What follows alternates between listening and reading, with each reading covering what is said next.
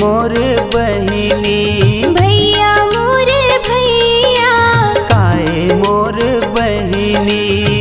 राखी के तिहार आगे ना,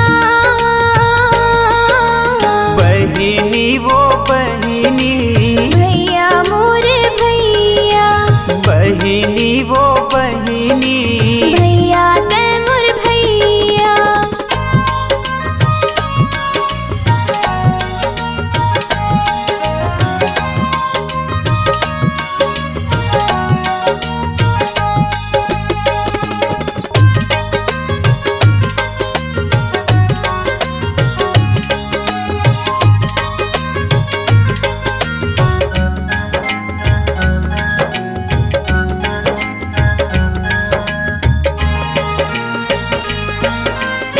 साल में तिहार एक बार आथे बहनी मोर, तोर बर अबड़ माया दुलार आथे बहनी मोर।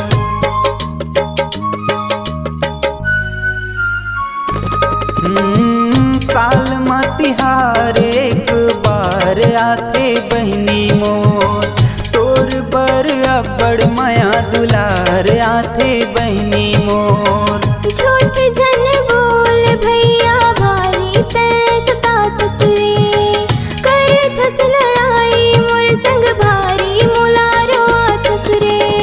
छोड़ सब बात ले चल बांध मोर कलाई माँ, खाली कसम राखी के कर बेझन लड़ाई ना।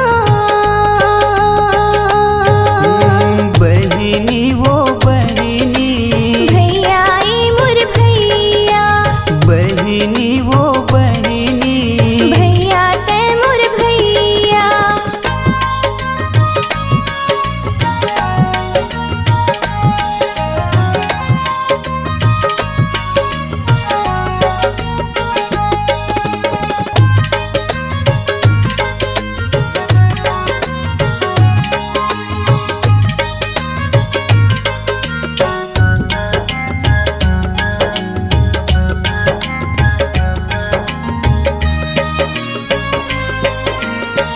भाई की मयाला पाटे किस्मत वाली बहिनी, बड़ भाग वालियों में भैया तोर बहिनी।